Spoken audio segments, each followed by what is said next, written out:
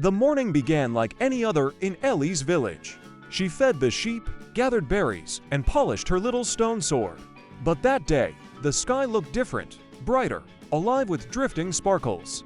The booming voice echoed across the floating isles. Ellie steadied herself, lantern trembling in her hand. She stepped forward, across a narrow bridge of crystal, toward the largest island.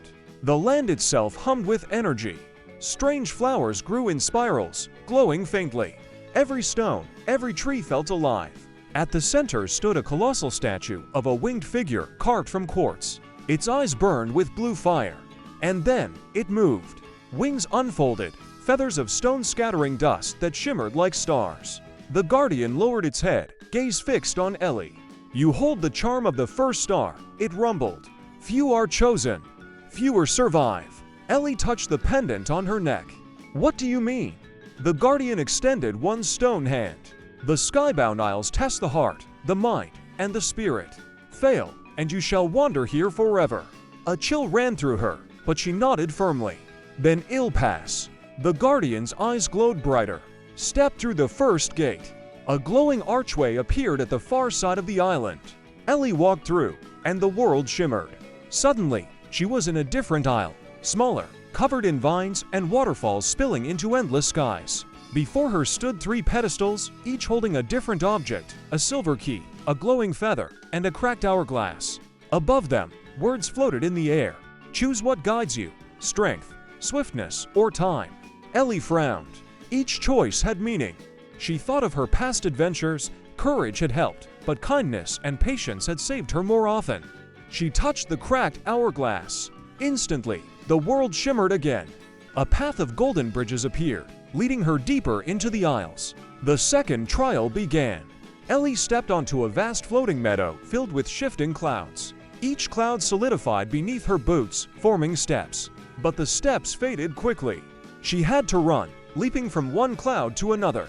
Behind her, the clouds dissolved into mist. Her heart pounded. She clutched her lantern, racing forward. Then the path split. One way was shorter, but dangerous, with storm clouds flashing lightning. The other was longer, winding but calm. She remembered the cracked hourglass. "Time is fragile. Don't rush." Ellie chose the longer path. She moved carefully, listening to the rhythm of the sky. At last, she reached the meadow's edge, where a small altar awaited. Upon it lay a golden feather. The feather floated into Ellie's hands. It was warm, glowing with soft light. The moment she touched it, wings of light spread briefly from her back, then vanished. A whisper echoed in her mind: "The skies trust you." Suddenly, the guardian appeared again, larger and brighter than before. "You chose patience. You endured. But one final trial remains." The clouds parted, revealing the last and highest island, a massive temple hanging upside down, chained to the heavens by beams of lightning. Ellie's breath caught. It looked impossible to reach. But then the feather shimmered, and a bridge of wind formed beneath her feet. She climbed higher than ever before. Inside the temple, silence ruled. Walls of crystal reflected her image in infinite forms. At the center stood a mirror taller than the tallest tree. Ellie stepped closer. The reflection wasn't hers. It was another version of her, cloaked in shadow, eyes burning red. The dark Ellie spoke. "You think kindness will protect you? You think patience is strength? Weakness will break you in this world." Ellie tightened her grip on the lantern.